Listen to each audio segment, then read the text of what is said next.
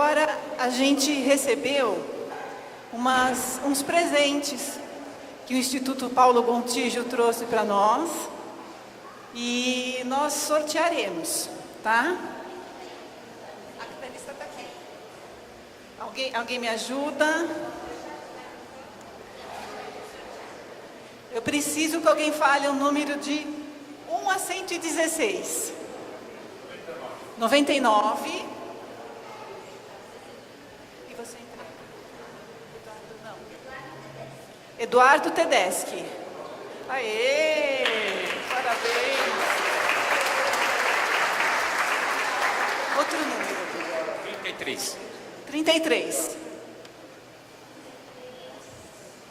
Wilson Júnior. Wilson Júnior. Não, Wilson Júnior. Vamos outro número. 79.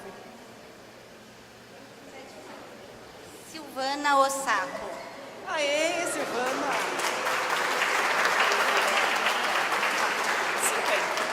50, Adri. Sônia Aparecida. Muito bem. 39. 39, Adri.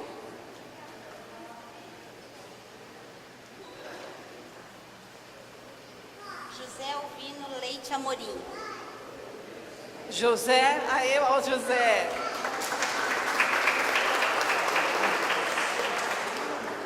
61. 61. Adilson. Aê, o Adilson lá. Ali, ó. Vamos mais número. 25.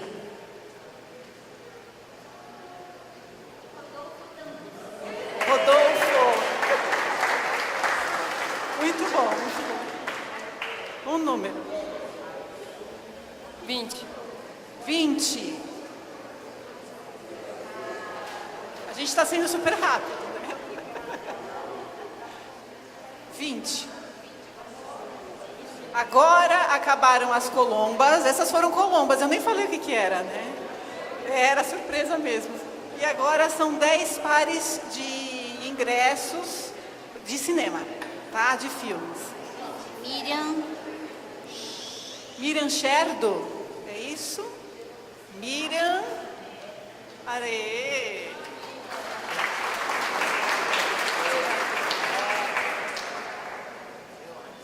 Mais um número.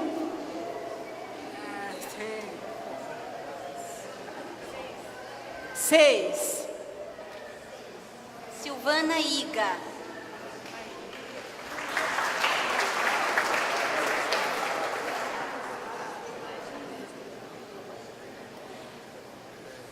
42. Gabriela Rodrigues.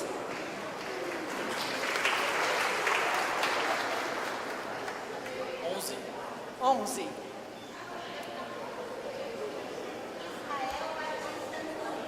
Israel Batista. Ele se sorteou. Ai, que fofo. É. Não tinha número, viu, gente? A gente pôs o número agora. Não tinha. Muito bom, muito bom. Cadê? Aqui.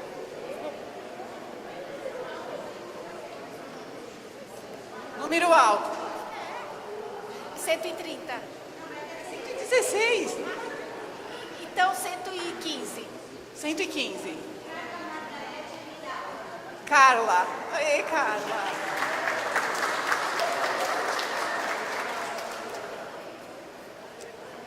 Trinta e dois.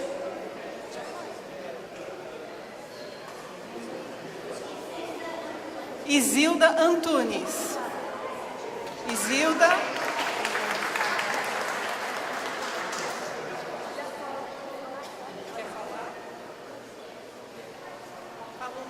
É 109. 109.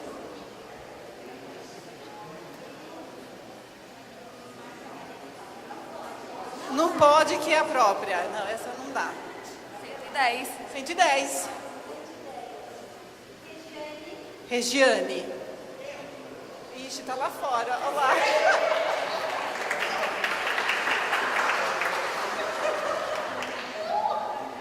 Noventa e três. 93, Adri.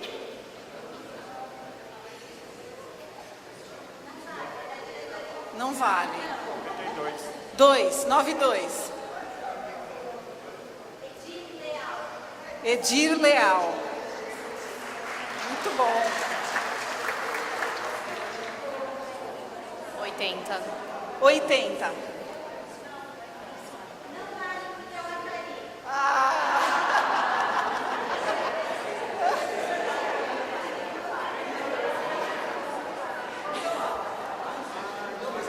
78. 78.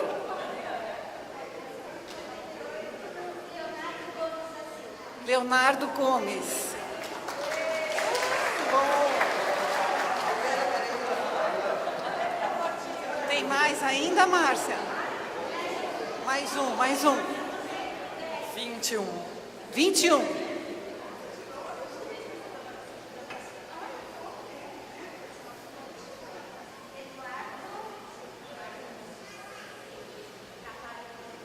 Isso mesmo. Quem é o Eduardo? Eduardo está lá fora. Eduardo Cataíos. Muito bom. E nós vamos agradecendo então o IPG, sendo representado pela Márcia, assistente social. E eu queria que ela falasse um pouquinho do novo lançamento do IPG. Bom dia, pessoal, tudo bem? Eu sou do Instituto Paulo Gontijo. Instituto Paulo Gontijo leva o nome do nosso fundador, que teve ela também. Então, estamos aí trabalhando em parceria com a Brela, agradecendo primeiramente, né? Sempre a parceria. E lançamos recentemente o Guia IPG, que é de direito dos pacientes com ERA. Então, é exclusivo para vocês.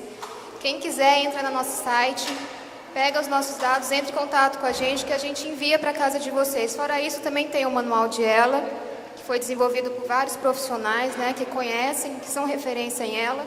Inclusive, a doutora Cari, a Adriana, participam desse manual. Então, quem tiver interesse, entre em contato com a gente lá no IPG, que vai ser um prazer receber vocês. E também fazemos visita aos pacientes em São Paulo, também aqui em São Caetano. Então, quem tiver interesse em receber nossa equipe, fiquem à vontade, tá bom? Uma feliz Páscoa para vocês. Um beijo. Obrigada, Mar. Valeu pela parceria. E agora nós vamos, antes de partirmos para perguntas e respostas, mencionar duas amigas da Brela, que estão sempre presentes, que é a Carla Vidal e a Milena. E elas sempre preparam algo com muito carinho para todos. E hoje não foi diferente. Mas elas vão estar distribuindo o que elas fizeram e prepararam, esse mimo, na saída, tá bom? No encerramento, tá? Obrigada, Carla. Obrigada, Milena. E agora nós vamos indo para as perguntas e respostas. E vamos chamando a equipe, né, de especialistas, a equipe multidisciplinar de ELA. Então, nós vamos, os neurologistas, Dr. Marco, doutora Cari, pedindo para eles sentando ali. Fono, doutora Adriana. Nutricionista, doutora Cristina. Fisioterapeuta respiratório, doutor Eduardo Vital. Fisioterapeuta motor, doutora Alessandra e doutora Cida. Assistente social, doutora Cecília. E representante da Brela, Elaine. Todas sentadas, mas...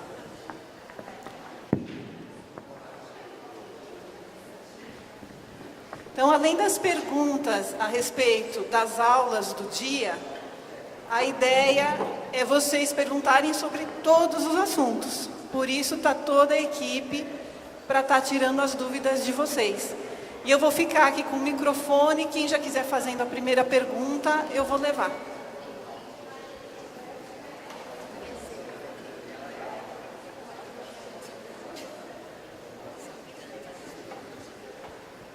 Bom dia, meu nome é Daniela, eu sou familiar de uma pessoa que é portadora. Eu queria perguntar para o doutor Marco, doutora Cari,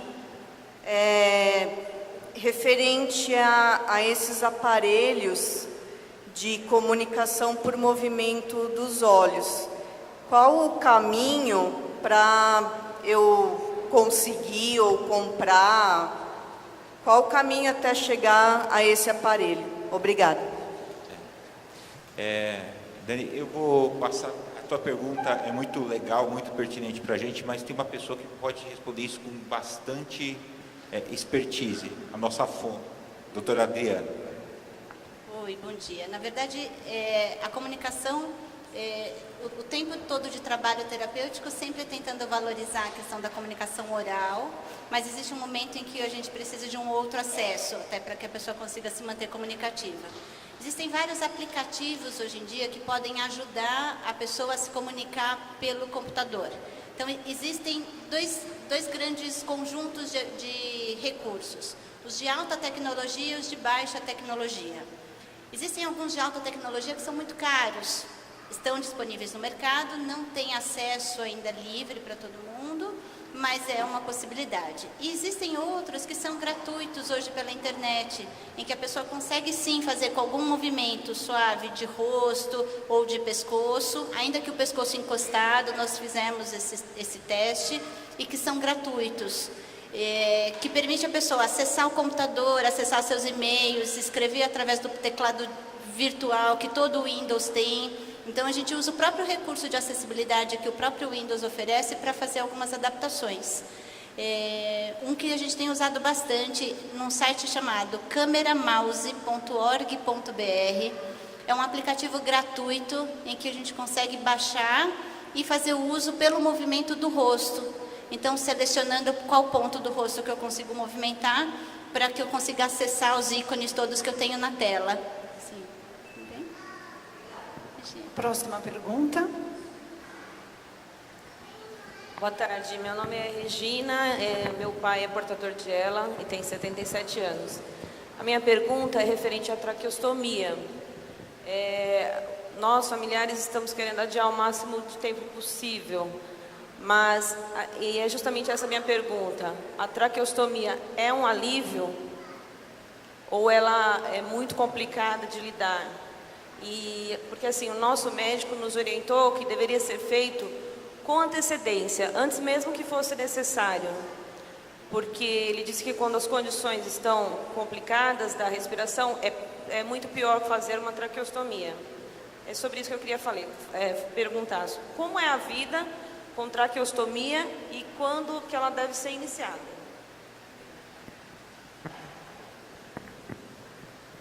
Bom dia. A traqueostomia ela tem uma indicação, né, específica. Então, os pacientes com esclerose lateral amiotrófica, eles vivem muito bem na não invasiva, e a ventilação não invasiva 24 horas não é sinônimo de traqueostomia. Né? Em que momento é indicada a traqueostomia? Quando todos os recursos não invasivos se esgotaram. Então, é aquele paciente que está em ventilação 24 horas, é aquele paciente que tem uma disfunção bulbar muito grave, onde ele mesmo ventilado, ele corre risco de estar broncoaspirando saliva e fazendo infecções de repetições. Então, esse paciente, ele tem indicação da traqueostomia. E é muito relativo o que é melhor, a não invasiva ou a traqueostomia, né? Assim como a não invasiva, a traqueostomia também tem o seu negativo e o seu lado positivo. Então, depende muito, e cada indicação ela é específica, né? É individualizada. Então, o que serve para um não serve para o outro, né? Então, existem critérios para isso, né? Quando você também tem um paciente que o recurso de ventilação ele já se esgotou, então é aquele ventilador que não está dando mais conta de ventilar o paciente, aquela disfunção bulbar grave, onde tem desabamento das estruturas aqui de orofaringe, de laringe, enfim, que o paciente não tem condição de ser ventilado, e os pacientes que acabam evoluindo com infecções de repetição. Aí esses pacientes têm indicação da tráquea.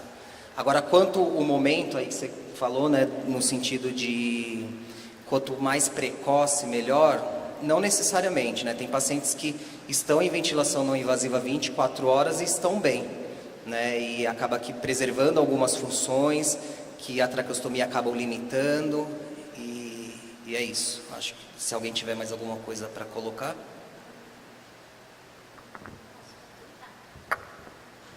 Na hora do intervalo, a Regiane me fez uma pergunta e até ela disse, posso antecipar a pergunta ou deixo para o final? Mas eu deixo para todo mundo porque pode ser uma colocação. Faz um gancho na sua pergunta sobre tráqueo. A pergunta era, depois que faz traqueostomia, não precisa mais fazer fono? Porque parece que o convênio... Boa. Microfone.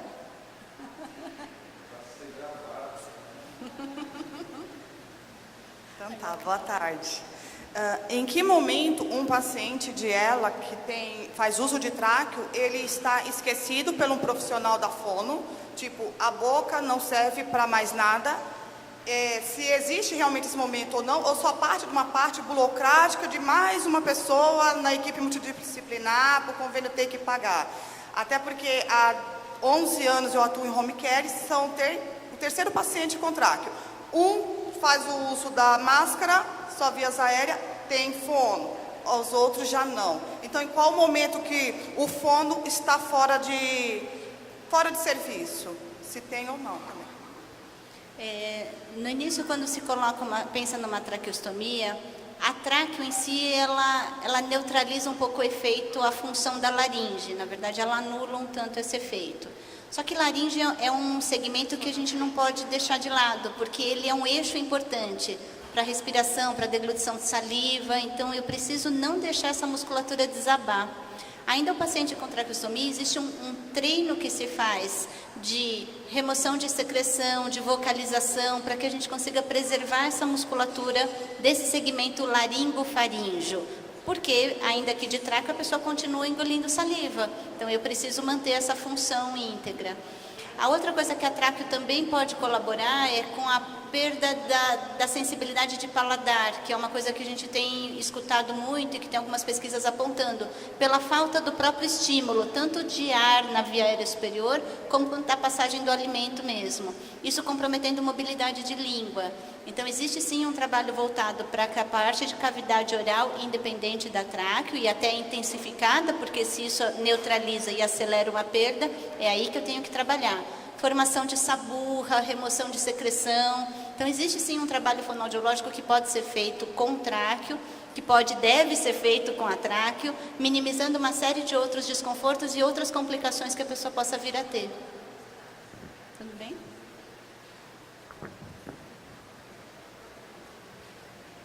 Bom dia a todos, meu nome é Silvio Magalhães, meu pai é portador de ELA. Inicialmente gostaria de parabenizar a brilhante exposição da equipe multidisciplinar, que eu acho que nos permite uma compreensão didática e sistêmica para que possamos contribuir no tratamento dos nossos familiares e meus parabéns. A minha pergunta é dirigida ao Dr. Xie e ao Dr. Akari. Diz respeito aos medicamentos hoje disponíveis no mercado. O Dr. Akari tratou sobre o edaravone. Então, eu tenho duas perguntas. Qual que é a diferença entre o edaravone e o Radicute?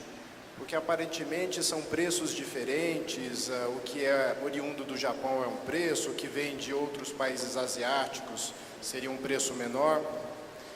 E a segunda pergunta, também dirigida a ambos os profissionais, é a respeito de um medicamento chamado Masitinib. Muito obrigado.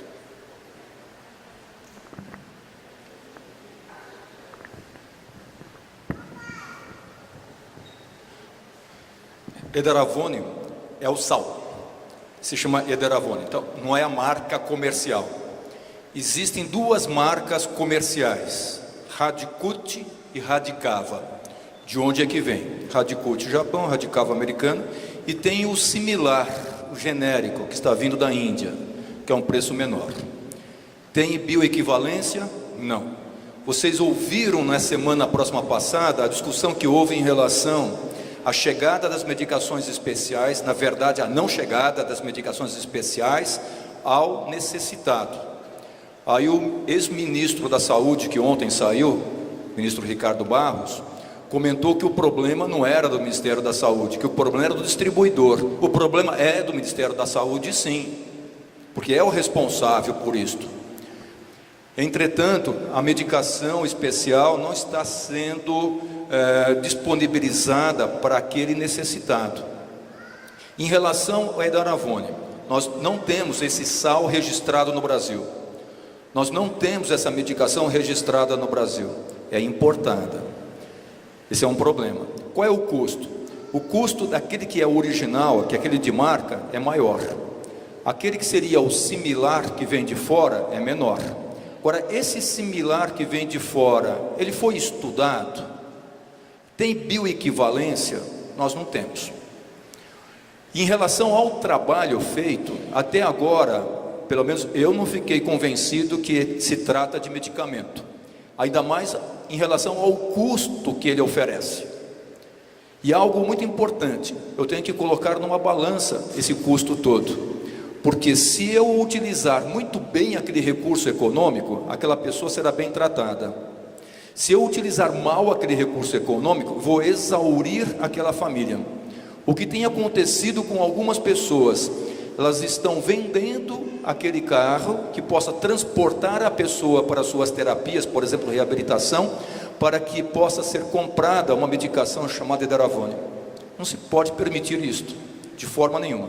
O que nós fizemos foi apresentar essa medicação para a Câmara Técnica, Conitec, aqui no Brasil, que por sua vez, considerando que seja uma medicação apropriada, vai apresentar para a Anvisa. Se for realmente introduzida essa medicação, haverá tomada de preço, para que aí ela chegue na lista de medicação especial. Agora, antes do edaravone, para mim, existem outras necessidades muito maiores. Uma delas, direito ao vento, direito ao ar, direito ao respirar, que é o ventilador mecânico não invasivo, que o custo, pelo tempo todo, é 1 mês de edaravone. O tempo todo eu falo de vida da pessoa. Direito à nutrição.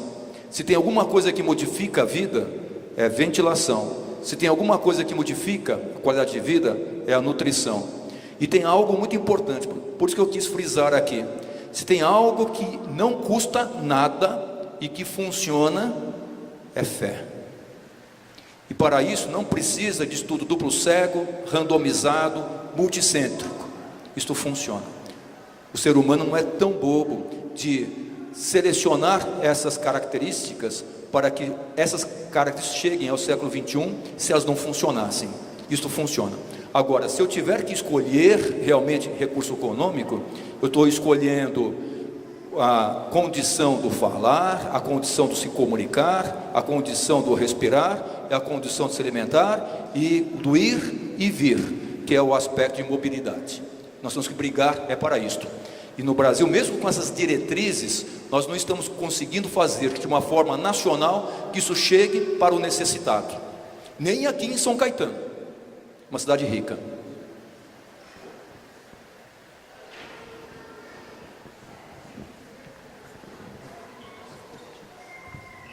Boa tarde. Boa tarde. Meu nome é Josias, eu sou portador de ELA familiar. Eu estou com 60% da respiração. Aí eu queria saber o seguinte, a partir de quando que eu tenho que usar o IMAP? E sobre o Macitinib, que ele fez a pergunta e vocês não responderam, por favor.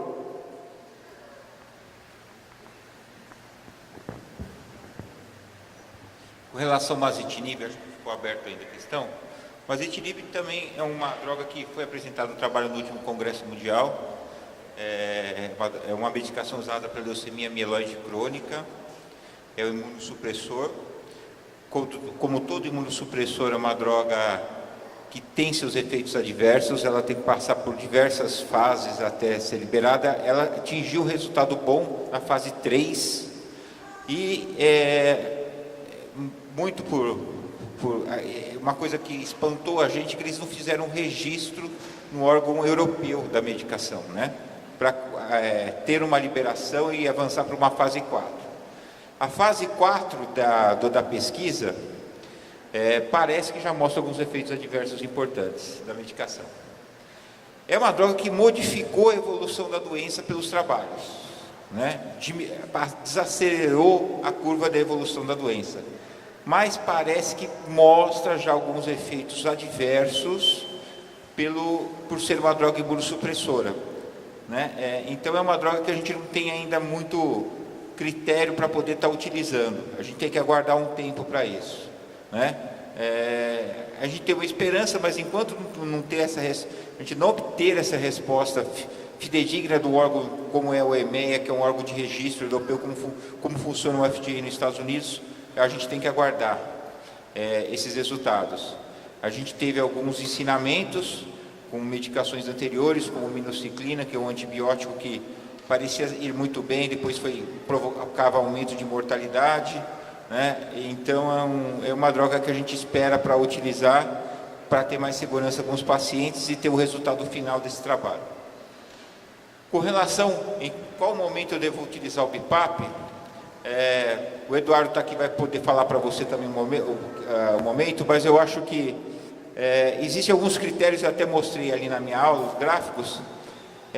Existe uma portaria em que o Ministério da Saúde já indica e tem um guideline, né? Ele usa para poder liberar o BIPAP quando a capacidade vital do paciente está abaixo de 50%, e entra em torno de 50% para baixo, ou como no número de apneias, ou como no número da pressão de CO2 noturna, principalmente, começa a aumentar muito. Esses são alguns critérios. Teoricamente, esses critérios, quando a gente observa a vida do paciente, a própria evolução do paciente, a gente tenta extrapolar um pouco esses critérios, porque a sociedade europeia mostra que em torno de 60% a 65% dos pacientes de capacidade vital, o paciente já começa a entrar num metabolismo muito avançado, aumento de frequência respiratória e perda de massa muscular, que favorece o uso da ventilação. Então, é difícil a gente comparar a nossa lei, o tipo de liberação, com a necessidade clínica do paciente, tá? Mas isso vai depender muito da tua avaliação respiratória. Eduardo, complementa, por favor. Um pouquinho antes, em relação ao masitinib. Interessante que nesse congresso internacional, que ocorreu lá na cidade de Boston, nos Estados Unidos, eles apresentaram o edaravone no mesmo dia do masitinib, da mesma forma. O edaravone mostrava aquela curva que eu mostrei para vocês, com um pouco de diferença naqueles indivíduos que tinham a doença mais recentemente. E tinha um resultado. Aí eles apresentaram o masitinib. O resultado era muito melhor. Só que o edaravone, eles conseguiram um registro. E o masitinib, eles não solicitaram o registro. A pergunta que nós fizemos foi esta: por que, se a curva é bem diferente, mostrando uma certa positividade, não houve a solicitação de registro? As respostas podem ser ou algum erro do ponto de vista metodológico, ou alguma prática metodológica não apropriada, ou que alguns efeitos adversos já começassem a aparecer. Então talvez seja isto. Qual é a preocupação? Que o masitinib, ele pode ser importado já. Ele é utilizado em veterinária. E existem algumas pessoas utilizando. Prescrevo? Não. Porque nós sabemos que produto veterinário é para veterinária. Bom, existem algumas pessoas que não são humanas, né? Lá no Parque São Jorge, por exemplo, né? Então pode usar, não tem problema.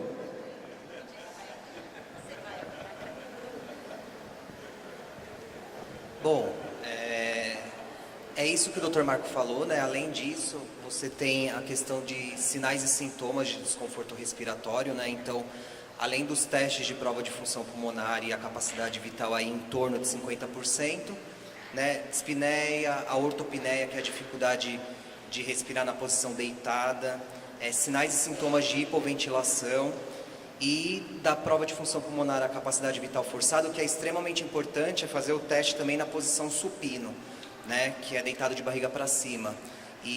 Porque muitas vezes o paciente tem uma CVF maior do que 50% sentado, e aí quando deita, por uma questão aí de biomecânica respiratória, esses valores eles caem para menor de 50%, e aí o paciente tem a indicação do BiPAP no período noturno.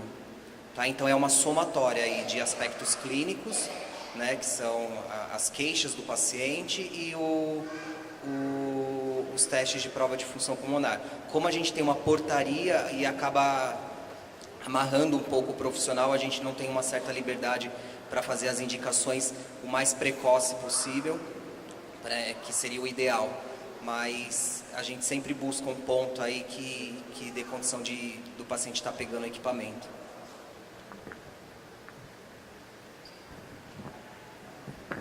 Boa tarde. A gente ouve falar muito dos problemas causados na mastigar, no falar. E eu gostaria de saber se o ouvido também tem alguma relação com a enfermidade, com ela, no caso.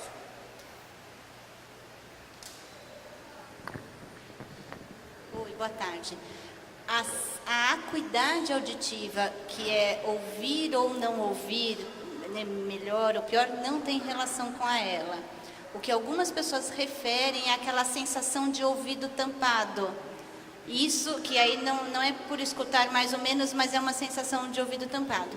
Que pode acontecer por conta de uma flacidez da musculatura que nós temos aqui, que acaba colabando, que acaba fechando a tuba auditiva. A tuba é quem faria a ponte entre a nossa parte interna, de orelha média, com o meio externo, garantindo equilíbrio de pressão. Quando essa pressão está desequilibrada, a gente tem aquela sensação de quem está descendo a serra, de ouvido tampado. Então, isso pode acontecer por flacidez de musculatura, sim. Na verdade, temos algumas estratégias que diminuem o desconforto. Então, por exemplo, exercícios de abertura de boca, o bocejo que ajuda a abrir essa tuba para aliviar o desconforto, mas não existe um exercício dirigido para essa região.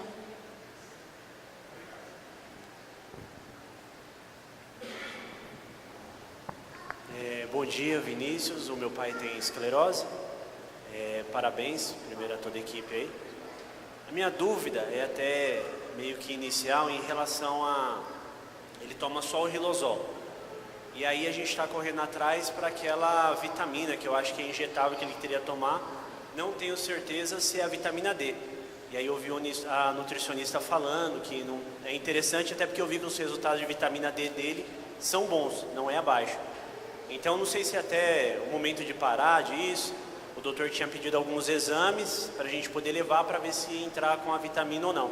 É a mesma que a senhora estava falando ou não?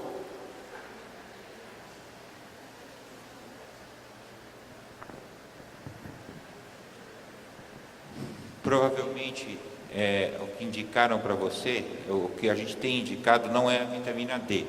A doutora falou a respeito da vitamina D para você, que a hipervitaminose D não é um tratamento, até piora a evolução nos casos de doença do neurônio motor. A gente indica o uso da metilcobalamina, que é a vitamina B12, né? É uma mudança, não é a vitamina B12 que nós temos aqui no Brasil, que é a cianocobalamina, né? A cianocobalamina é a que a gente encontra na farmácia, em alguns postos de saúde. É diferente da metilcobalamina, que vem do Japão normalmente. Ela é formulada em algumas farmácias e alguns laboratórios e ela se faz sobre uso intramuscular 2 vezes por semana. Tá? Normalmente os níveis ficam bem elevados e esse trabalho com a vitamina B12 que a gente se refere a vitamina B12 mostrou uma diferença, principalmente sobre os sintomas motores da doença do neurônio motor. Melhorou, a qualidade sintomática melhorou, né? O average de força pode melhorar. Não mostrou diferença sobre a sobrevida da doença, mas a melhora sintomática de força, em algumas formas de doença, ela mostrou, principalmente doenças do neurônio motor superior, ela mostrou um ganho, né? Então a gente preconiza o uso de metilcobalamina. Tá? A doutora Cristina vai falar sobre alguma coisa a mais de vitamina.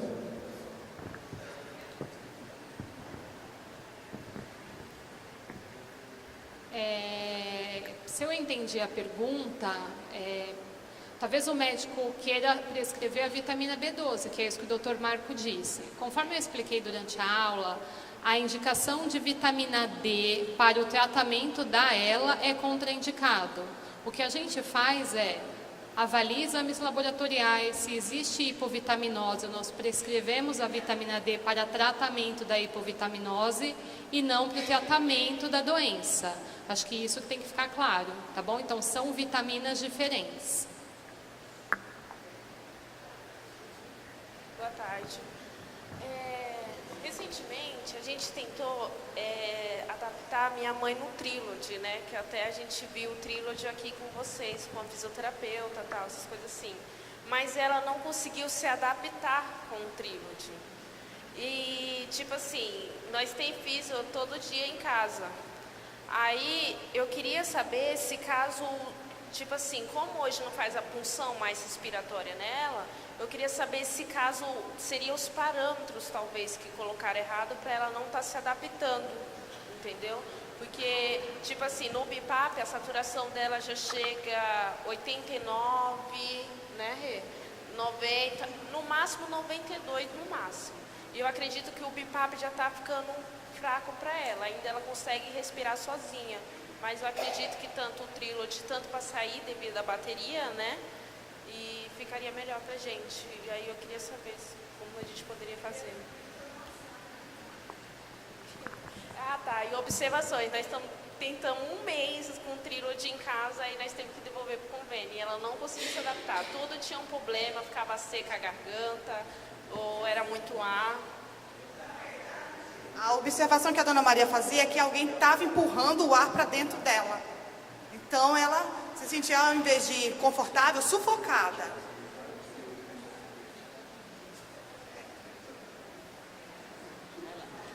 Bom, existe aí uma...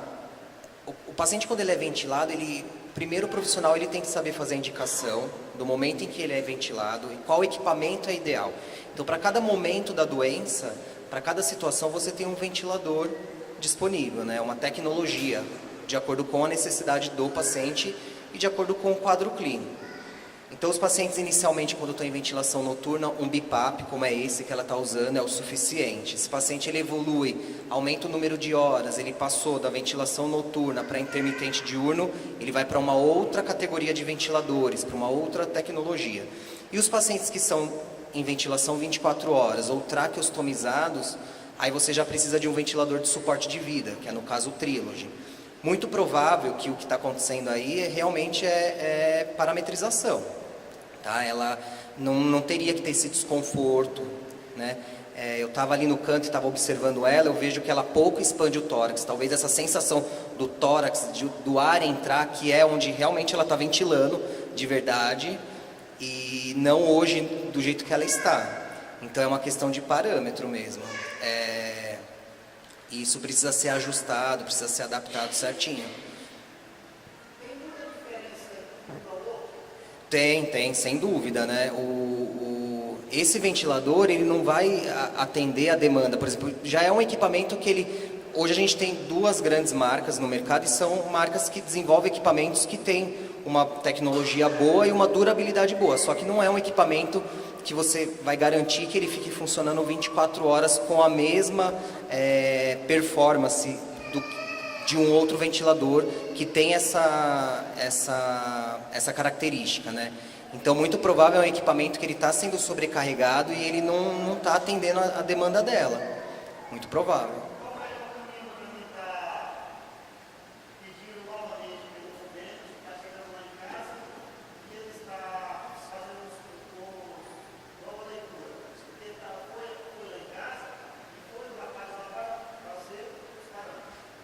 Então,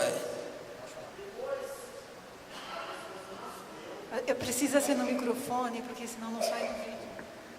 Aí depois ela não se deu com os parâmetros que foi instalado. A fisioterapeuta tentou com outros parâmetros, também não conseguiu.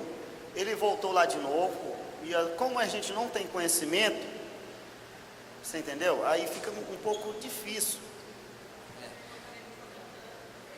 o aparelho à noite também, quando ela dormia, ficava como é que ela estava dando... Alarmando. Isso tudo é ajuste de parametrização. O que precisa é um profissional especializado, que entenda da doença, que existem algumas características aí que a gente acaba colocando em prática para ventilar o paciente. Na verdade, acho que é o profissional que não está sabendo conduzir a situação.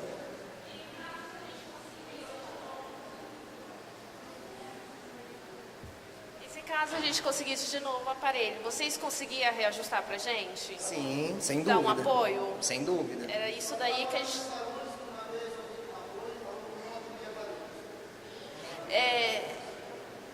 Não, pai, mas eu...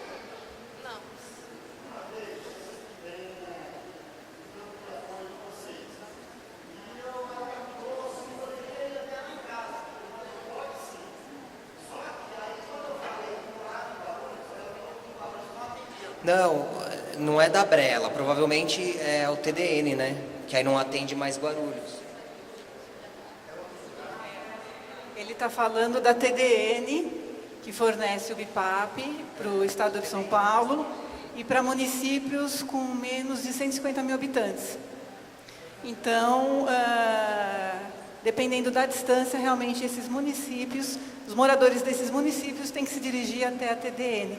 Eles não conseguem disponibilizar o profissional para atender em casa. Eu acho que uma coisa que é uma dúvida de vocês, assim, eu acho que a questão do município é muito importante esclarecer. Cecília, dá uma noção sobre como está a distribuição do aparelho hoje e a questão de município. Porque antes, a grande São Paulo toda era voltada para o TDN, que ficava ali próximo de onde a gente atende da neuromuscular. As coisas mudaram um pouquinho. E hoje, por exemplo, a Prefeitura de São Caetano é responsável pela distribuição do BIPAP aqui na cidade.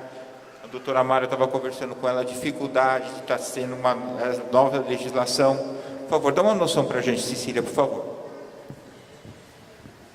Boa tarde a todos. Bom, até o final de 2015, qualquer município de São Paulo podia receber o aparelho pela TDN. Saiu uma nova deliberação, que passou a valer a partir de 1º de janeiro de 2016. E essa deliberação, ela diz que cidades com mais de 150 mil habitantes do estado de São Paulo, o responsável por fornecer o aparelho é a Secretaria Municipal de Saúde daquele município. Tá? Então, São Paulo não pode mais se responsabilizar por dispensar um aparelho para um munícipe de uma cidade que tem mais de 150 mil habitantes. A capital e cidades com menos de 150 mil habitantes, ainda a responsabilidade é da TDN aqui em São Paulo. Por isso que Guarulhos não é atendido pela TDN, porque Guarulhos tem mais de 150 mil habitantes. Tá? Então, os profissionais da TDN não podem atender lá. A responsabilidade é do município. Tá? Então, Guarulhos teria que providenciar um fisioterapeuta respiratório especializado. Tá? Por isso que eles não podem atender.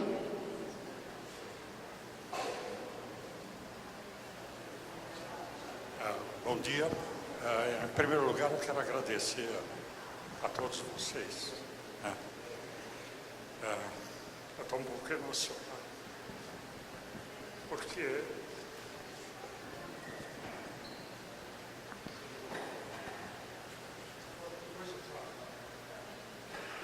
eu estou convivendo com ela há 2 meses.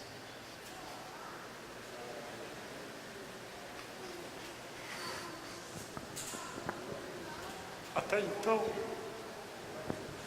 eu não sabia de nada.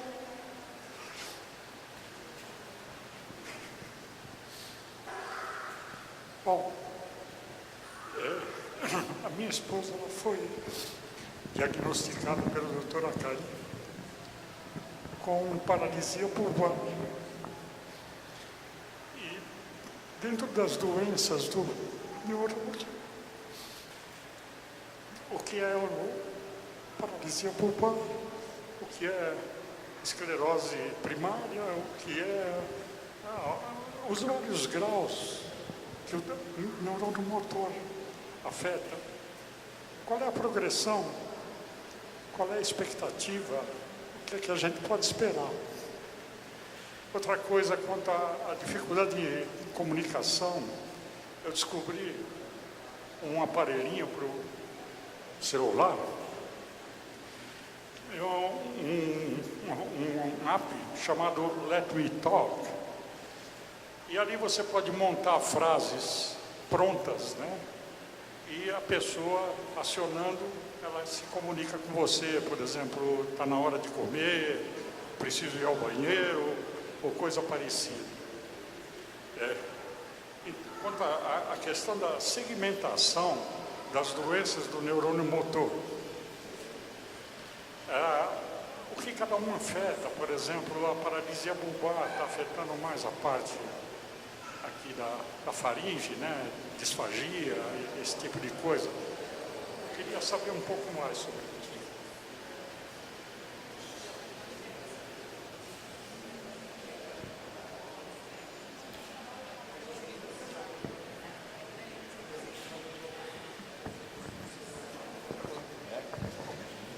Qual que é o nome?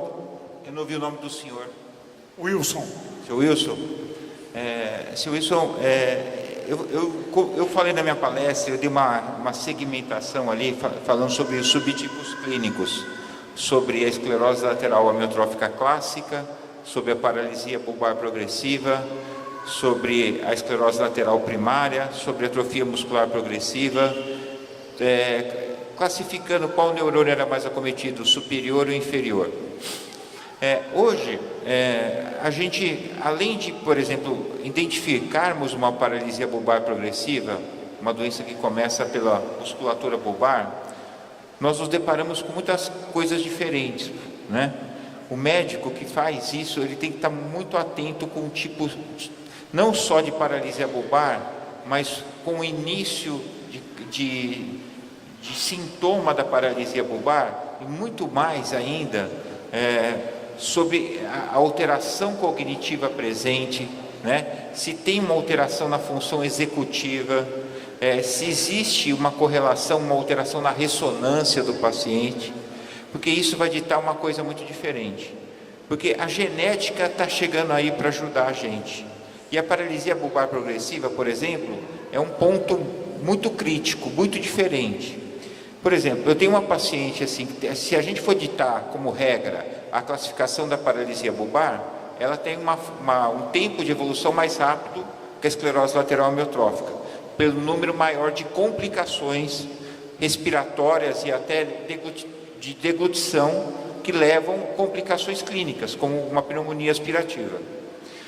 Mas se nós formos observar que os cuidados aumentaram e nós identificarmos minúcias que os pacientes apresentam, por exemplo, alterações cognitivas, nós temos dois tipos, por exemplo, genéticos, que são comuns e às vezes não tem história familiar. Tem uma forma chamada MATRI3.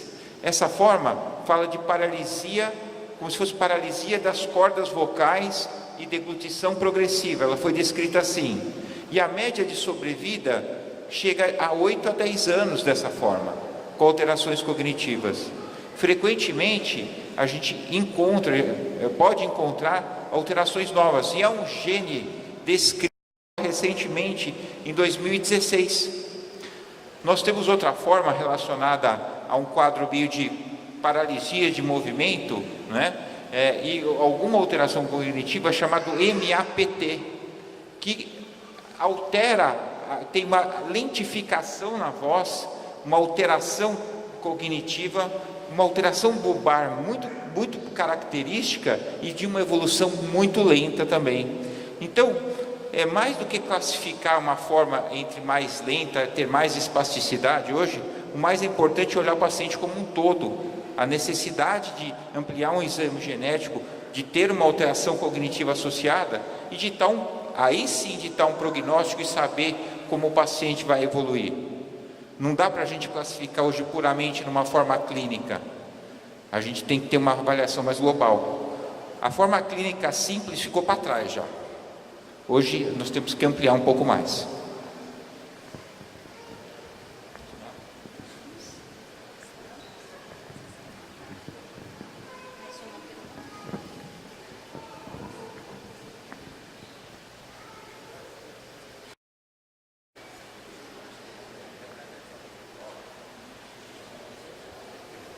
Bom dia a todos. Quero parabenizar pelo evento, espero que ano que vem eu esteja aqui novamente junto com vocês. E eu queria fazer uma pergunta aqui de forma preventiva, tá? A ela, pelo que eu entendi, ela está muito ligada aí à genética. Tem alguma fase da vida, porque nós estamos aqui junto de muitos familiares, ou a nível de nutrição, ou a nível de diagnóstico, que eu possa interferir diretamente, não seria num tratamento, seria numa prevenção, ou seja, está ligado ao sexo masculino, tem uma faixa etária pré-definida, tem alguma coisa que eu possa fazer para aumentar a minha segurança? Os estudos tentando identificarem como a ela aparece, como ela evolui, são muitos. Do ponto de vista epidemiológico, quem parece tem mais risco? Homem. Quem parece tem mais risco? Quem faz mais atividade física, mais exposto a trauma. Pessoas que fazem uma ingesta de certas substâncias que possam ser tóxicas, dentre elas, aquele beta-metilalanino, BMAA. Onde é que se encontra isto? Isto vem da nutrição, do aquífero, de uma região lá nas Ilhas Marianas, onde que essa substância está relacionada com ela, Parkinson e Alzheimer, no mesmo indivíduo. Então olha só como que é interessante esse aspecto. Agora, nós conhecemos pacientes com ela, mulheres que nunca fizeram atividade física intensa, que nunca foram expostas a trauma e que não comem morcego. Existem, portanto, que é onde que o bichinho come essa substância que tem o BMAA. Então não é só isso, existem outras coisas também. Do ponto de vista de ensinamento, o que essa doença ela nos ensina? Que é fundamental, a atividade física ela é importante, excessiva não. Nutrição balanceada, tem que ser. Nutrição pobre é ruim, aparecimento de doença. Isto torna-se bastante importante. Do ponto de vista genético, estão aparecendo estudos mostrando que existem certos genes relacionados à doença. Por outro lado, existem certos outros genes que protegem da doença, que é o estudo genético. Nós teremos nessa semana agora que entra, aqui em São Paulo, um congresso de neurogenética, onde estaremos falando a respeito desta condição. E no mundo todo estão correndo investigações para entendermos o genoma humano. Dona Natalina cedeu uma quantidade de sangue para auxiliar nessa pesquisa também. Agora, nós não temos que temer a ela. O que nós temos é que viver com ela, de uma forma livre, de uma forma de aproveitamento da vida. Alguma doença vai aparecer para a gente. Não tem outro jeito, nós somos seres vivos. Essa doença nos ensina que este momento pertence a gente. Nós temos que fazer desse momento o momento mais rico da vida da gente e agradecer o tempo todo. Isso que ela nos ensina.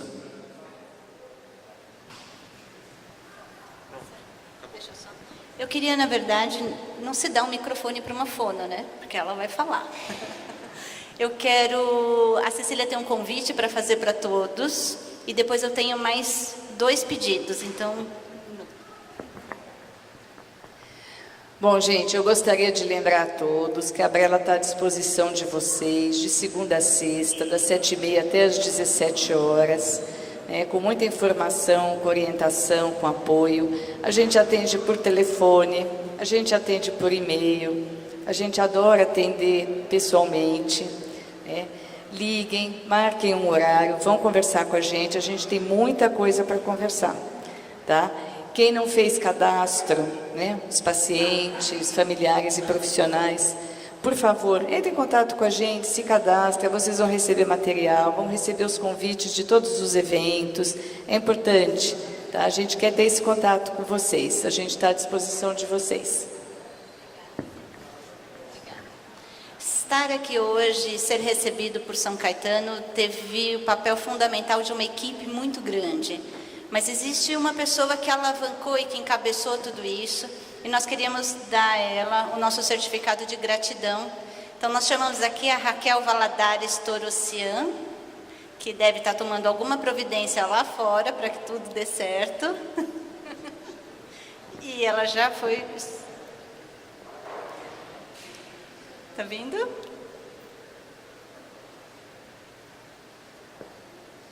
A equipe deu um suporte incrível para que tudo isso acontecesse e nós vimos aqui. Raquel, por favor, a Karine.